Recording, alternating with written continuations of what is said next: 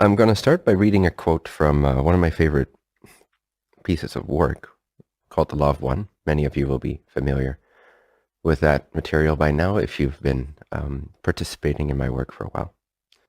I'm leaving out certain sentences because it gets quite technical, but I'll summarize it here. The heart of the, so this is by Ra. The heart of the discipline of the personality is threefold. One, or you could say step one, know yourself. Two, accept yourself. And three, become the creator. Now, essentially what we're doing when we're tapping into God's love is we are in process of that third step, becoming the creator. And this is why I said it is immensely helpful to come to an acceptance of yourself and the stuff and the judgment and so forth, because that really clears the path to becoming the creator. Now, essentially, from a timeless point of view, you are already that source. You are already that creator. And you could replace the word creator with God here, if you will.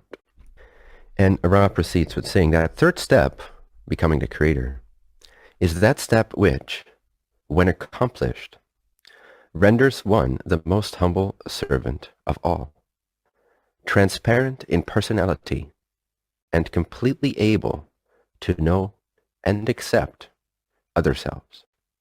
To become the creator, or God, is to become all that there is. There is then no personality in the sense with which the adept begins its learned teaching. So the heart of the discipline of the personality is threefold. One, know yourself, means recognize what's going on, recognize how you're feeling, recognize what you're doing, recognize your patterns, recognize this little inner conditioned gremlin, this substitute parent that you created as a child to take care of you because your parents weren't perfect. No offense. It's just the nature of humanity, right? So in order to take care of yourself, you outsourced a whole bunch of your free will because you weren't mature enough in your thinking, in your intellectual capacity. Your intellect wasn't enlightened yet, wasn't matured yet. Plus you're dealing with the veil, the three-dimensional veil of forgetfulness, not fully knowing, not fully seeing who you are, not fully experiencing the oneness with all that there is. So under those conditions of the incarnate state in 3D, with imperfect parents, you have developed a substitute parent, something to keep you safe, something, a program, if you will. I often call this the gremlin, inner gremlin. Many call it the ego, but I prefer different terms. And so this gremlin is like this super intelligent artificial intelligence. It's an AI system, basically, that you have created, you have produced. So you've given more than 90% of your capacity for intelligence, the bandwidth of your mind, and you've outsourced it to the unconscious and the subconscious, as modern psychologists would term those domains of your mind. And you've done this out of a single desire, which is to have your needs met. And ultimately that boils down to the need for survival. That's like the core one. So roughly put, generally put, I'm not going to go too deeply into this. I just want to give some context for if I use the term gremlin. And I use the term gremlin because it's both kind of creepy, but it's also kind of cute. You know, the gremlins, if you say that, they're kind of endearing, but they're also, you know, you don't want them in your bed. So it's kind of like that with the ego, no? So this program was perfectly valid when you were a child, when you were growing up, because you didn't know any better. You didn't have the enlightened intellectual capacities. You weren't mature as you are now. And for many of you, the same applies. Still, you're still not fully mature, but that's not because you don't have the capacity or the age required to be mature. At this point, it's because you've outsourced a lot of your intelligence to this up and unconscious way of operating. That's now like a program that's acting as if it's you.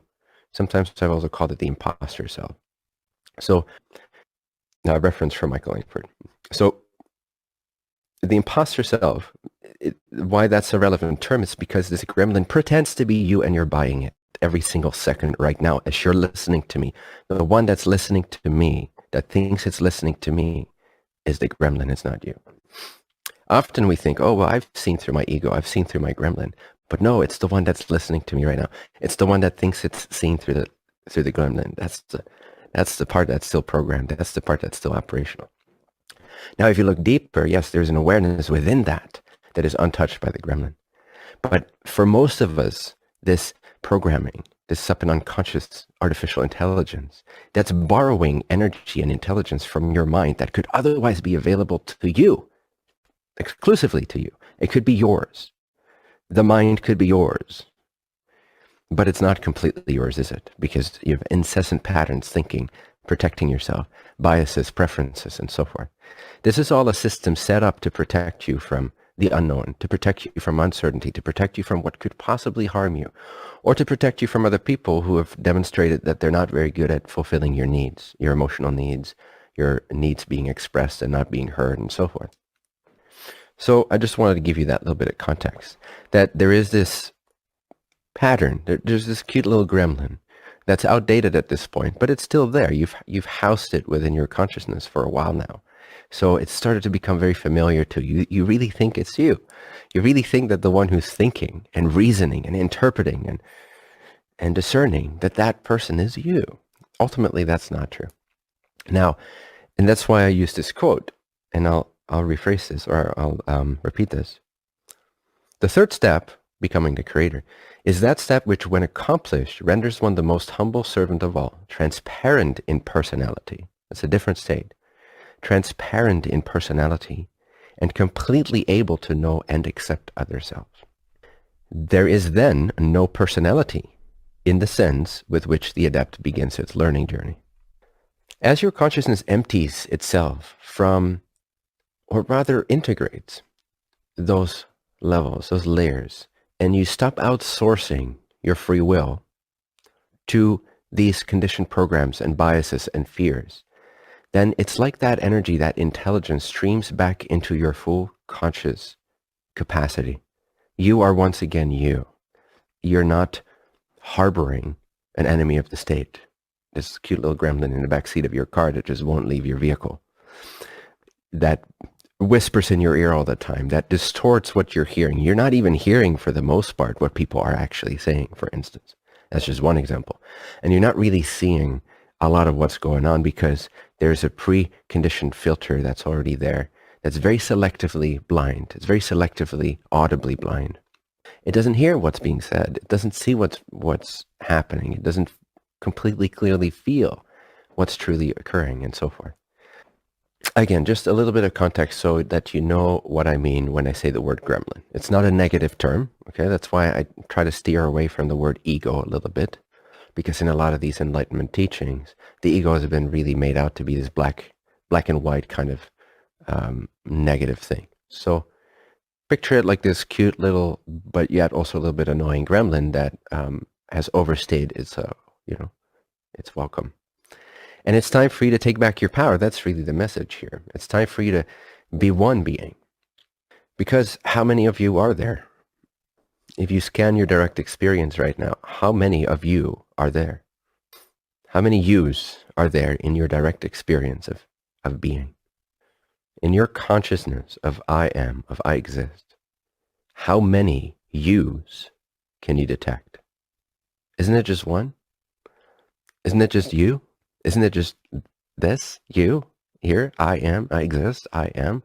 So, but then in front of that I am, or in front of that basic naked awareness of existing, of being, you, just you, in this nakedness, in this purity, then there occurs these layers, and we've outsourced these, a lot of our intelligence to a certain program in order to take care of ourselves. That's why I also call it the substitute parent. Because it's the parent we never had. And it's the parent that's always with us. It's always there for us to protect us. And it's always there to whisper in our ears what to do, what not to do, what to allow in, what not to allow in, and so forth. So step one, knowing yourself, is basically knowing the gremlin. It's not so much yet knowing your true self. That is only happening when you become the creator in step 3. So step 1 is know yourself, which is more accurately, you could say, know your not self. Know what you're not. But the not self is very much active in your experience. Right now, it might be filtering, it might be biasing, it might be hesitant to accept certain things I'm saying, or it might be in full agreement with what I'm saying. So this filter is operational right now. It's not a problem. But it is crucial that we gain greater awareness, greater penetrative, clearer awareness of what's running the show sometimes, so that we can know ourselves or know our not selves, know our operational mechanism. And when we do that, we're already freer of it, because anything you recognize is not controlling you blindly, at least. Now, you have to agree with it before it can continue to run the show. But if you're not aware of it, if you're oblivious of it, if you're blind to it, if it's a filter that you don't even know you have, then how can you choose whether or not you still agree with it from that higher vantage point of your true self, of the only I amness that's really present in your direct experience? It becomes a little harder. So it's very important that we do begin to recognize our operational mechanisms. I like what Ajahn Shanti said once. I'm paraphrasing. He says, instead of trying to find enlightenment, instead, moment to moment, be aware of how you're actively unenlightening yourself. So, because if you see that, if you see how you're actively unenlightening yourself, then you're already much freer of it. You already have much more free choice in terms of what you wish to be constituted as, what you wish to identify with, what you wish to abide in, what you wish to know is true about yourself. But if you don't recognize the pattern, if you're just blindly thinking and responding to every object in your experience, including your mental experience, every object, every mental object, every relational object, every emotional object, if you just keep bouncing around like a ping pong ball between these mental, emotional, and physical objects of your perception, then who are you? Where's the center there? Where's the awareness of being? Where's that holistic wholeness of I am and I know that I am? So to know yourself, to know the stuff of yourself, basically the contents, it's another way of saying it. To know the contents of your experience. Your thoughts are your contents.